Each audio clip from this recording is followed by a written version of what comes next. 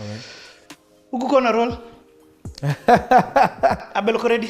Deadly man, born ready. Switch on. Let's do this, bana. Turn the cars. Ladies and gentlemen, boys and girls, welcome to another session of the Playhouse. This one you didn't see coming because ulikuwa many box tu na ongea na veteran musicians. You didn't see this amazing story coming your way. This one, I promise you are going to enjoy it to the max. With me, I have got a actor. I've got a stand-up comedian. I've got a comedian who acts. I've got a script writer. I've got a business owner. I've got a content creator. Yeah. I've got hands down.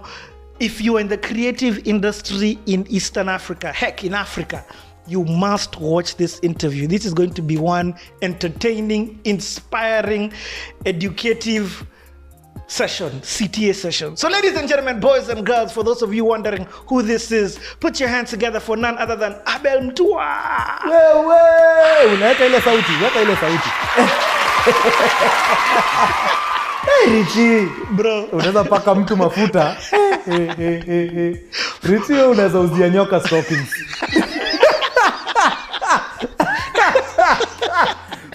Funny. From comments to the chair. For those who don't know, wewe umekuwa a fan of CTA nimeukona yani. Let me tell you, I stumbled upon you during whose interview? Juliani. Juliani. Hiyo ni before hata uende break. Before uende break. Break kwanza. Hiyo. Cocaine. Wewe na kada wanafaa wakutafute. Wewe addiction. Maze Juliani, nameless. Hiyo squad yote ya kina Angela Mwandanda. Bro, when ni day one. Yo. I don't think there's an interview I haven't watched. What? I don't think so. Umewachia Modhoni? Okay. Bro. Hey, Modhoni ulitupiga. No, I can tell you there's one you've not watched. Let me tell you. CTA, there was a time where we're interviewing. Yeah. Where I was not just interviewing musicians. Yes. Nime interview, for example, a guy Pastor Mureithi Wanjao. Nime interview a lady called Joyce Mbaya. A guy called Mwenesi. Those are entrepreneurs. Bado on CTA. Which ones? Those were hizo ni kitambo. Before uko wakati you are doing them in some building somewhere. Yes. Kwa kiofisi. Uko iko enzi za Google? No. After Google. Yeah. Anyway, boss. Sawa. But true story maze ardent fan. And even me, let me say, yani, your content like I am a super fan of what it is that you are doing. Walai. And I only know a little bit about what you're doing. Yeah. I haven't known that, and I'm sure even as we continue this conversation, to understand when do you ulifanya hii. Correct. But your content on YouTube, hands down, bro. Umenimaliza. Richie, hata nyi watu uptown mnashika hii sheng yote. Nimenashika 75%. Nice one.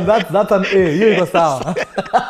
75% naishika. That's an A. But that's why I said I have to have you here. Correct. Because I love the story and I want to find out. Yes. Kutoka huko mpaka pali huko. Maze. Bro. Maze. Yeah, I need to know it. Siku ndo leo basi. So question ya kwanza that I like asking on CTN. Correct. For you, I don't even know how to ask this, but I'll try. Yeah. When did you fall in love? Yeah. I think it's with film or this world of production or TV, if I'm not wrong. Actually, at the time, it was television. So let me tell you a story. Ya Mkurugenzi hapa wewe jua. There'll be stories for days. So growing up, I grew up in... By the way, let me first say it. Yes. I will ask anytime I don't understand something. Nitauliza. Yeah. Usikubali kitu ikupite. Just ask. So I grew up in Umoja, like the first half of my life. Umoja One Estate.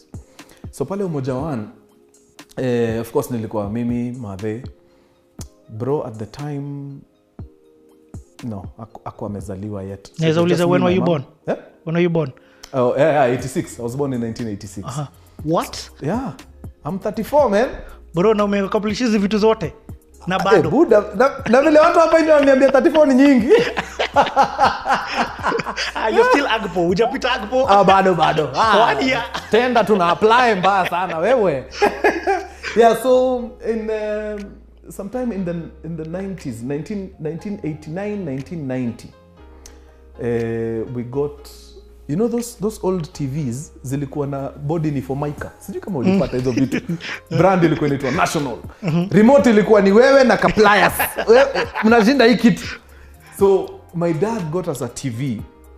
Back then I think I was 4. I was 4 years old. Me tulikuwa radio ndio ilikuwa order of the day. TV wasn't something hata tungefikiria kuown at the time. So my dad comes home with this TV set maze Formica pale. And it was huge. It was like 21 inch. 21 inch your time, Richie. Bro. Noma. Yeah. But ilikuwa ni one channel, KBC peke. Hakuna kitu kingine, and it was black and white. So maze every day after school nilikuwa nikitoka chuo. Advantage ilikuwa nikitoka chuo around 1. Nilikuwa nakaa 3 hours hapo ya kuwest sababu station ilikuwa inafunguliwa 4. Actually ni 4 ama ni 6. At the time I think it was 6 p.m. If I remember. 4. You're right. Ilikuwa 4. Anyway, tutajua tu. Let's talk about the Voice of Kenya for a brief moment. Voice of Kenya was state-run, state-owned, therefore meaning that it was largely a propaganda machine, particularly around news time and those bits of non-news programming that still had to do with Kenya. So there was Mambo Leo, Yaliyotokea, Dunia Wiki Hii, and then you had your Kiswahili broadcast at 7, your English broadcast at 9. The station started at 5. A lot of people think 4. 4 was later on. It started at 5. Kifungua kituo. Started the national anthem. I don't remember if there were prayers or something, but it started the national anthem. And then they'd play Shakespeare for about an hour. Because a lot of the programming would come from Britain or from Germany. Is that why we had that German, you know, that competition thing? Telematch. Okay. Telematch. Do I remember it started 6, then ikakuja 4 at some point. But hey, confirm. Okay. Yeah, so maze nikaanza tu kuwatch tele hapo maze. And hakukuwa na shows. Hapo kulikuwa na boy alikuwa anaitwa Chris Kubasu, alikuwa na show inaitwa Insight. Very boring for a 4-year-old. Lakini juu this was a new thing. It's a TV, bro. Most of the time umezoea audio. Juu ni radio. Us guys grew up on radio. Sasa TV ndio imekam. Bana, I used to watch everything from hiyo time, station opening to station close down. Hiyo ilikuwa ni standard. So I got so attracted to this thing. Baka I had crammed the way the shows follow each other from Sunday to Sunday. Like I was entertainment when wagenis wanna come home. Naitwa na mother. Come, Abel. My son is a genius. Tell them, Wednesday 8:30. Dunia Wiki Hii. Yeah! They get excited. Unakumbuka? Do you remember it till today? Wild Rose ilikamu saa ngapi? 9:30 mzee. No one but you. 9:30 mzee. Tropical Heat. 9:30 mzee. No, though kuna moja ilikuwa na 10:30. Ilikuwa gani? Tropical Heat. Tropical Heat 10:30. Ilikuwa round cheese. Ilikuwa inaanza hivi mazee dem na bikini kwa beach. Buda. So because this thing used to be it's the time guide. I forgot what its name, but ilikuwa kwa newspaper. Yes, every Sunday they used to publish the walikuwa naita program lineup. Yes, program Sunday lineup to Sunday. Bro. You remember? On Sunday Nation. I had crammed the whole thing, man. So ilikuwa gani hivyo? Ask him a random one. Tuesday 8:30. I give him. Yani ilikuwa na wabamba. So hiyo ni around 89, 90. Then something happens in 91. 92. So. Hold on, you had crammed this when you were 4. 4! You guy, I can't even. I was a toddler. As in ni norma. Yeah, ni norma. Yeah. So around 92, something happens.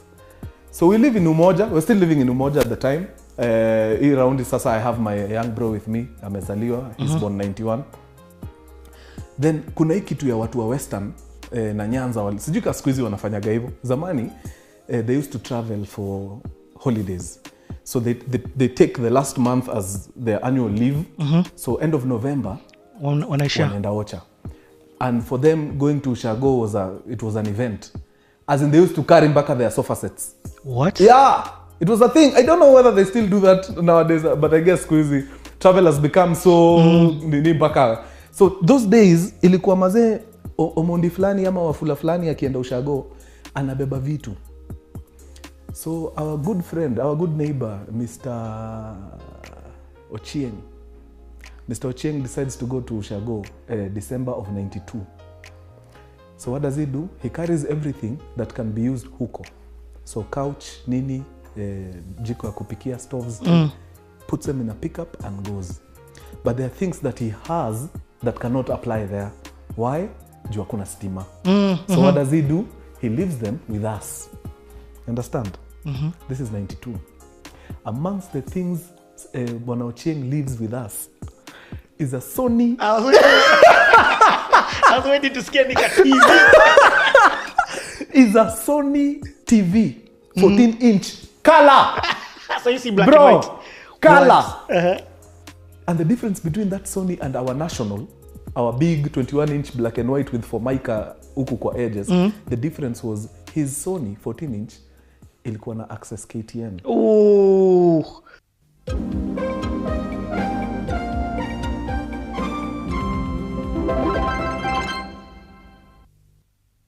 Bra.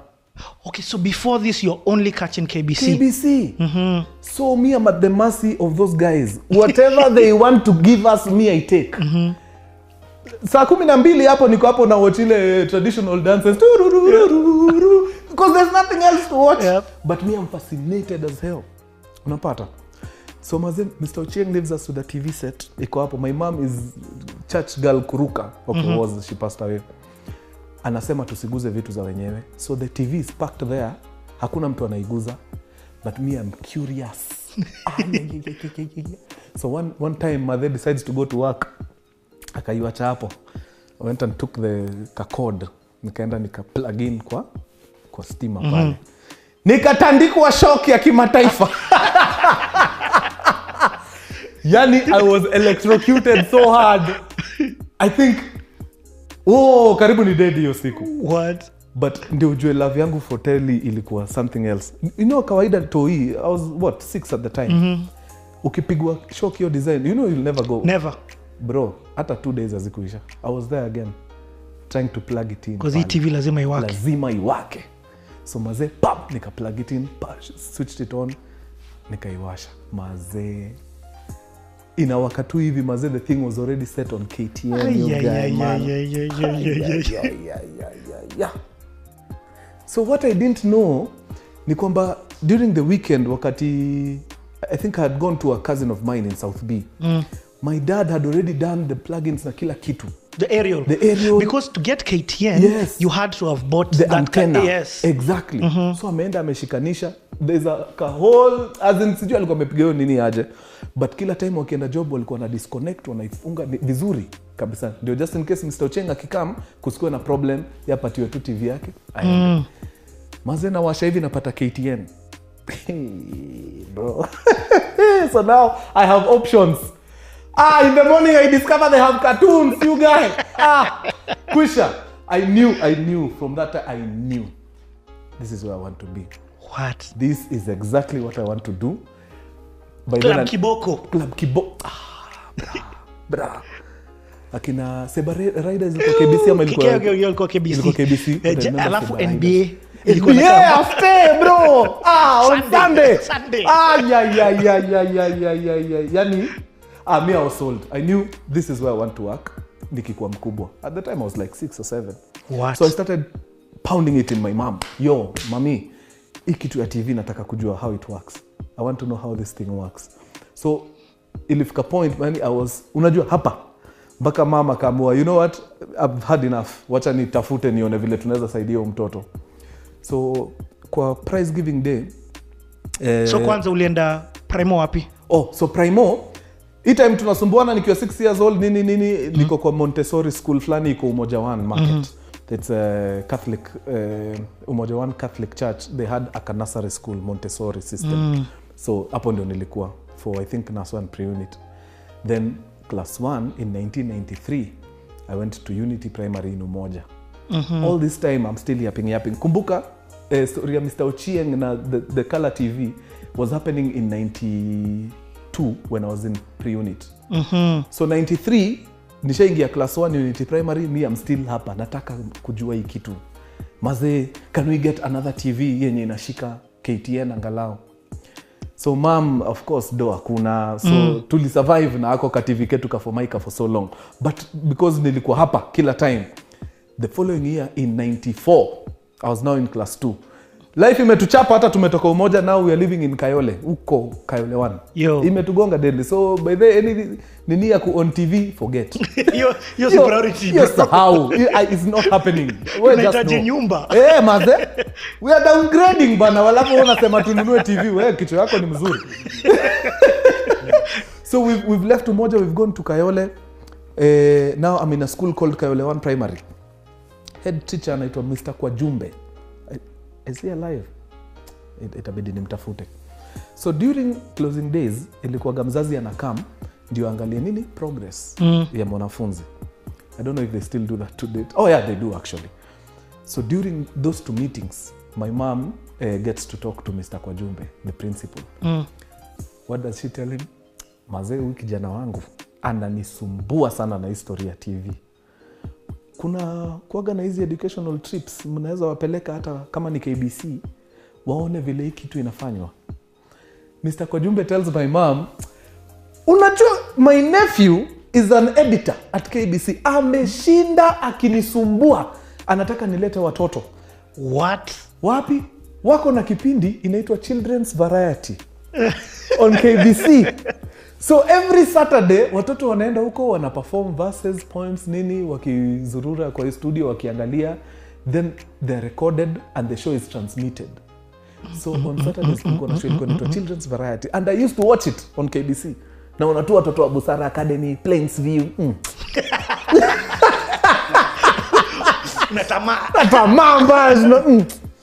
Maze, Mr. Kwajumbe tells my mom, in fact me I didn't think kuna mtu anaweza kuwa na interest hii kitu. Let me talk to the editor. He's my nephew. So Mr. Kwajumbe talks to the editor, KBC, anaambiwa bro, immediately they open. Si unaona hii sasa ni pale closing day. Yeah. Immediately they open, I'm giving you the first slot. No way. Yes. So in 1994, second term, we go to KBC for Children's Variety. Okay bro, ebu unajua hii ni CTA tunaenda slowly. So, yes. Your story, you know, people see you now. Yes. And they don't understand pali hii love ilitoka. That's Bro. why I like asking, ebu niambie kutoka mwanzo, from the beginning, tell me where it started. Toddler. Mi kuna kitu umesema that is really sticking in my head. Yes. You were disturbing your mom so much. Yes. About this thing. Yeah. What are you telling her? What are you asking? Unataka I just want to see vile hizi shows zinatengenezwa. Hizi vitu wanatengeneza, watu wako kwa TV wameingia hapo aje. Mimi nataka. I want to be those guys. Karibu, I'm watching some funny movies on KBC mchana on Sundays and I'm seeing kids. Watoto wako kwa TV. Bro. Wow. Hii ndio kitu mimi nataka. So wase wamefanya nini ndio wako hapa. Na usiniambie ati story ati nisome nimalize. No, I'm seeing kids. Ini watoto. Hey, I'm seeing kids. Family Matters. Family Matters iko hapo. 2 to 7. Rainbow Surprise. Alf. Bro. Maze, nimekuget. When Rodriguez does his magic in the morning, Kinimacho. Yes, Kilimacho. There were kids there. Wako hapo. See, the audience. And those were Kenyans. They were Kenyan kids, bro. So me, I upped about that thing for years. Until mother talked to Mr. Kwajumbe in 1994 when I was in class 2. End of first term. Second term, we are opening like this in when do we go back to school? In May. Yes.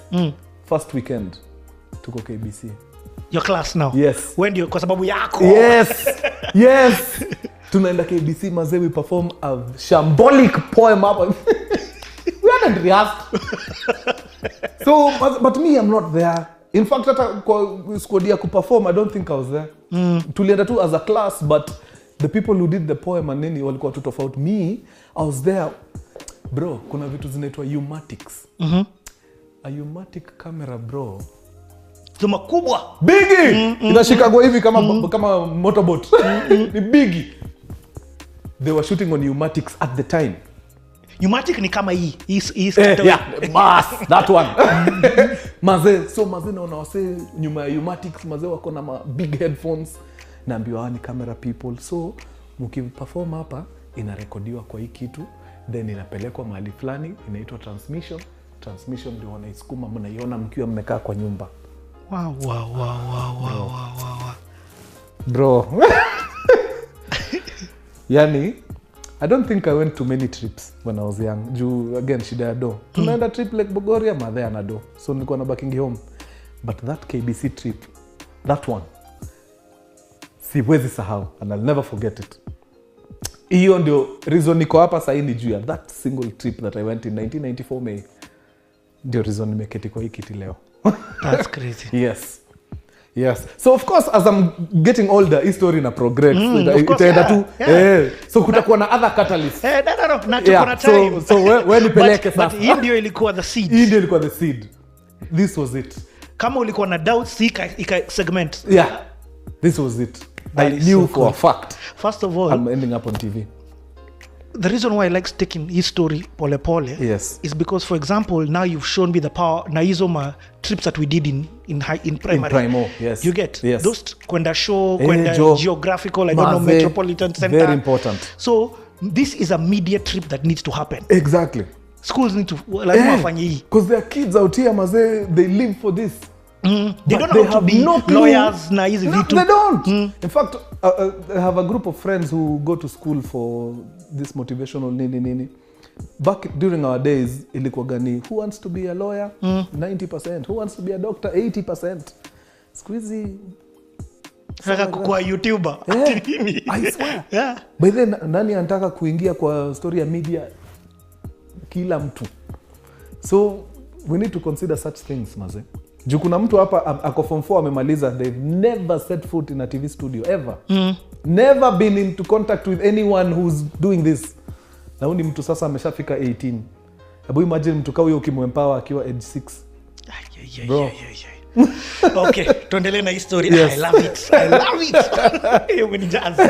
So, what happens? This is class 2. That's class 2. Tuendelee na hii. So, okay, actually at this time, yes. Umeingia no, ulisema you are not in the poetry or anything. No. Wale taka tu kujua hii transmission happens how. Yeah. Okay, tuendelee. Me performing arts not for me at all. So 94 Kayole Primary, 95.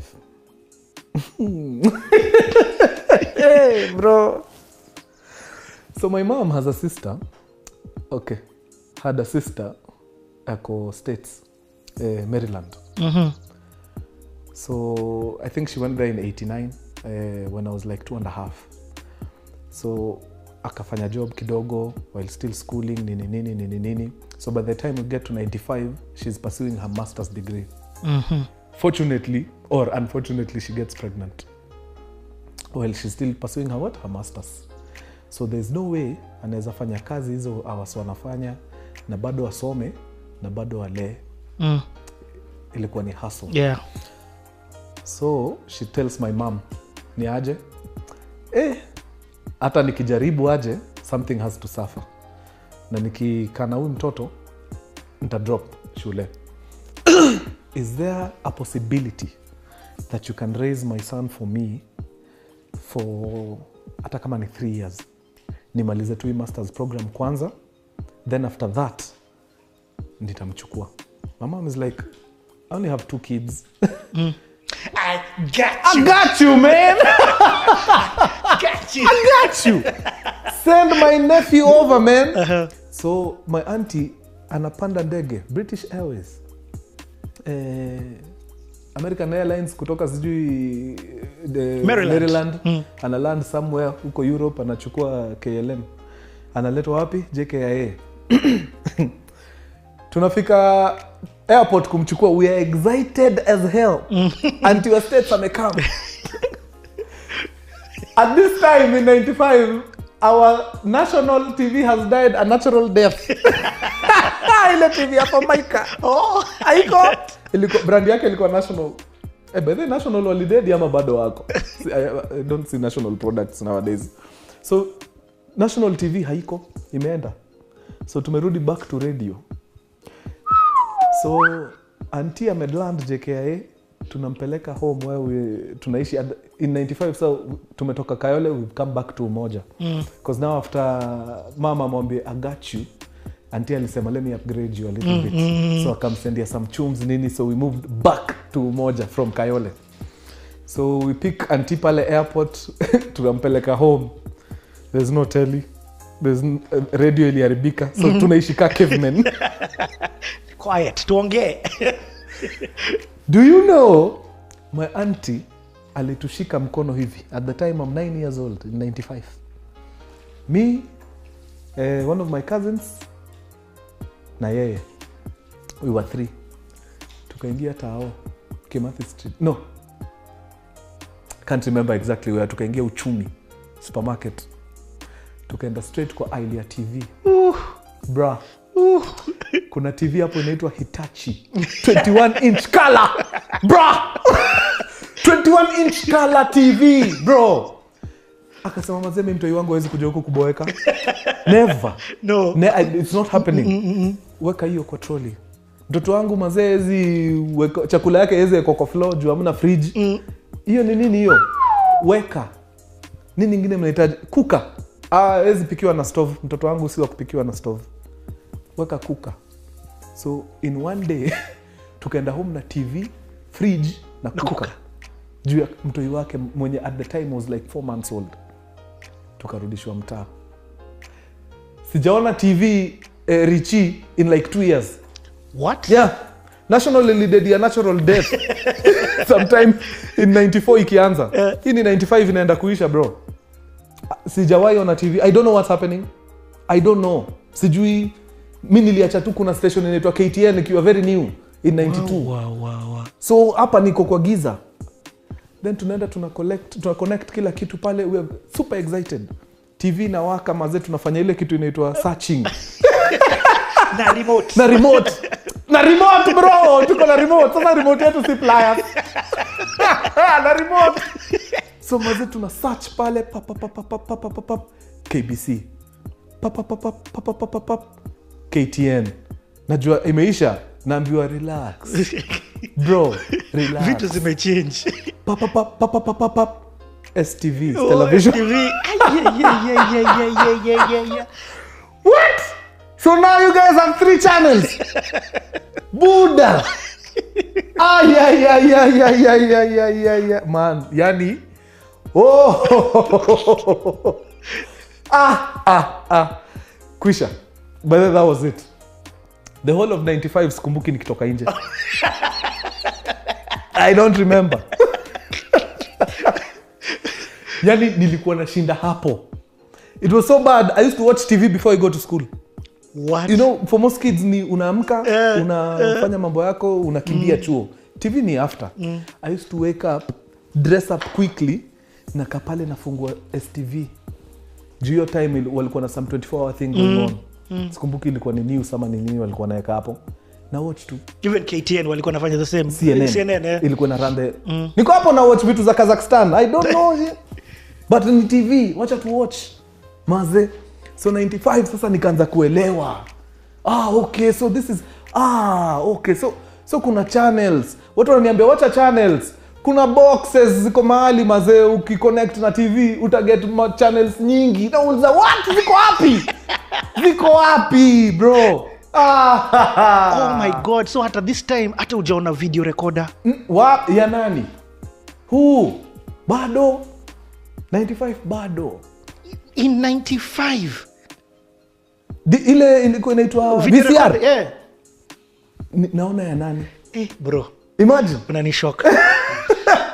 Bado. I came to interact with the bro, VCR. Hapa wewe ni testimony. Wala. But then nilikam kuinteract na VCR machine. Sasa ile okay, ya jirani nilikam kuona sometime towards the end of 96. Kwanza ilikuwa experience mbaya sana. Towards the end of 96 ndio niliona some Rwandese friends of ours walikam after war nini. Yes. Walikam wakaingia Kenya wengi. So I guess they used to get some sort of funding nini. So they used to live comfortably.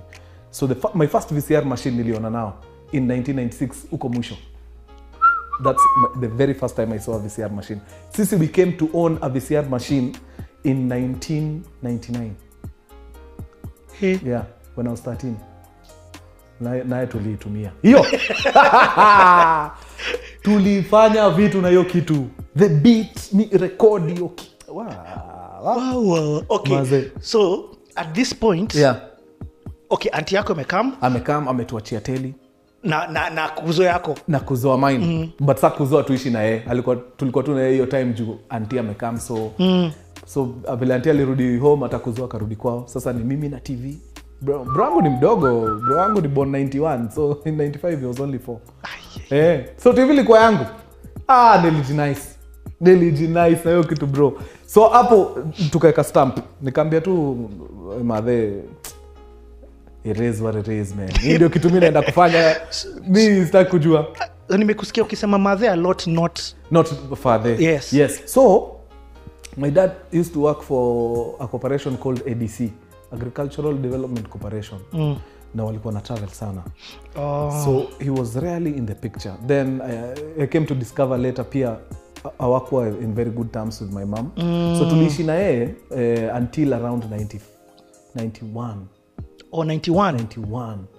But by the time bro wangu anazaliwa hata sidhani, I think I saw him like once or twice after 91. Wow. Yeah, akaona tu family wasn't for him. So anytime madhe alikuwa na kama dai madhe niko na ball, I guess alikuwa tu anachoka anapotea. So when my bro alizaliwa madhe, second baby, wewe kwenda huko. Okay, so yeah madhe. So he left us sometime in I think 92 or something. Alikuwa na come like once or twice. But by 95 hakuwa. And you don't have to answer, but if you don't want. And again, I say on CTME, nauliza tu just to understand. Yes. Have you and him from that time? Yes. Yeah, we've met once. Once. Once. There was nothing to write home about. Nikasema, adios muchacha. It's been real. We met once, I think in 2012. Thereabout. What, is it you who wanted to meet? No, actually I was tricked into meeting him. My relatives from that side, I guess waliona ni kama mimi staki kumuona, which wasn't the case. Hiyo avenue tu ndio haikujipresent. Okay. Although pia mimi I wasn't deliberately like searching for him. But hao wakajijazia, maybe huyu kijana hataki kuona mzae wake, wacha tumtrika kama. So one of my uncles calls me and ananiambia, niko na mbuzi hapa nimechinja, mazina ni nyingi nashindwa kumaliza. Si ukam umeume. I'm like, nyama. Wewe. So I go to his house in Kenyatta Road. Mazena, I'm seeing my aunties. People I hadn't seen in close to 13-14 years. Nashindwa what? Ni aje? So kwanza wananiona hata wanisalimi, they all break down. Wanalia. So me I'm confused bana, kijana wa Kibira hapa, just where is the environment? Yeah, so eventually my dad comes out from the house, maze, and we shake hands. Umekuaje? Nimekuwa sawa. Wewe umekuaje? Nimekuwa tu sawa. Okay. Tukule nyama. Yeah. So tukaongea, unafanya nini sahi? Na pursue mambo ya TV. Yeah, nimefanya tu vipindi hapa na pale. Wewe? Mimi napambana na life tu. Sina job. Yeah, niko mahali panaitwa Kantafu huko Kangundo Road. Nimeapply to nenitwa states kidogo, ikikam sawa, isipo sawa.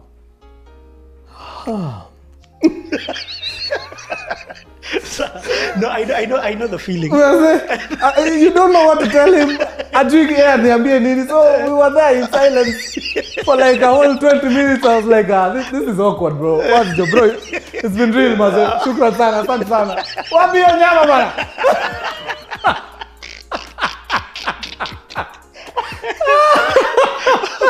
Yeah, but I hear finally he got his visa. Yeah, so now he's somewhere, I think in Delaware or something. He left. But I knew the guy did not want anything to do with kids. Imagine after tuachane in 91. Yeah. I was meeting him in 2012. How many years are those? That's a lot. 91 to 201 to 20. That's 21 years. No, 21. 21 years. No kids. None, not even one. Nikajua yenyewe ubazenga hakuwa anataka story yetu. Huyu watana na yeye ende Delaware. Yako tu sawa. Okay, that was it. So I met him once. Okay. I mean, it's yani Abel. Yes. Back. So 95 TV imekam, 96 mini bola huko mtamba sana, bado niko Umoja. But auntie now is sending us tunes juu tunaishi na mtoto wake. So my mama kanitoa public school, nikaenda shule inaitwa St Mary Academy Donholm. So now I'm interacting with akina Pastor Monish's kids. Some wananionyesha maradio fulani ziko na mavitu. Yani hii ni radio, hapa inacheza tape, hapa unaweza weka CV kutafutia job. Yani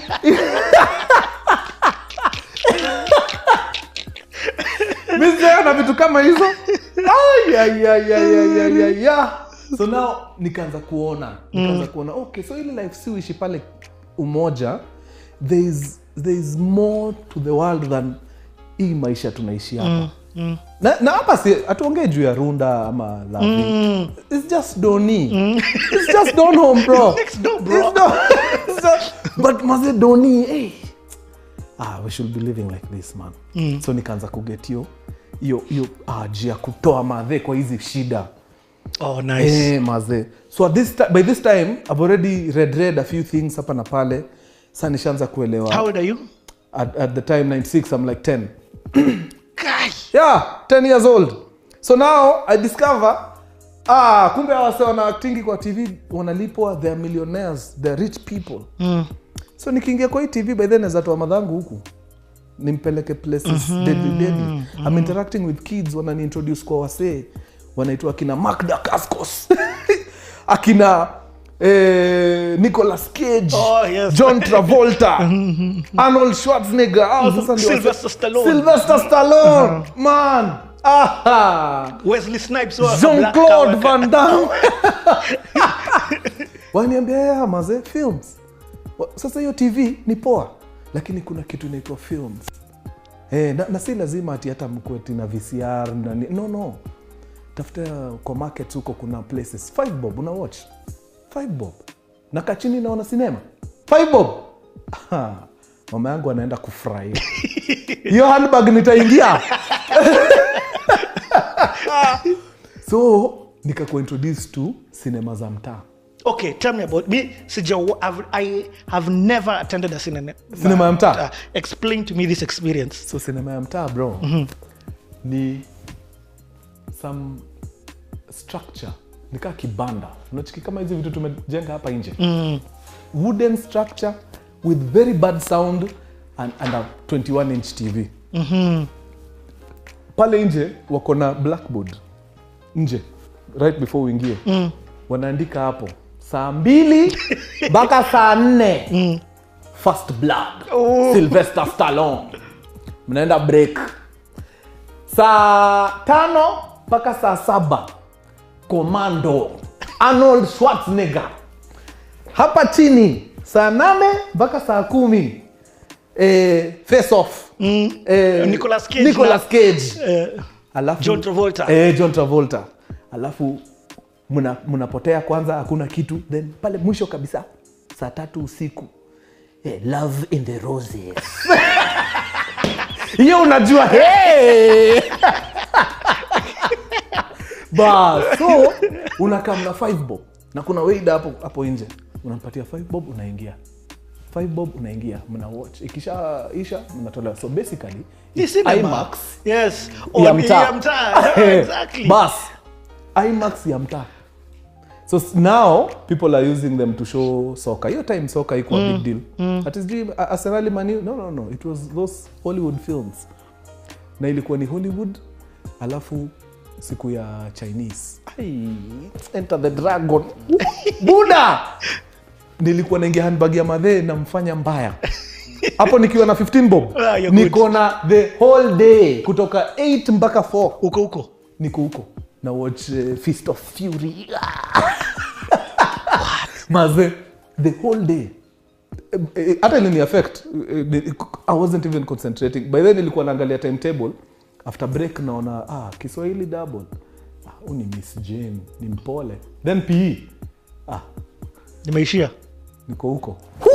Enter the Dragon. Maze, but I was thrashed thoroughly vile madhe alijua nimekuwa nikiskype chuo.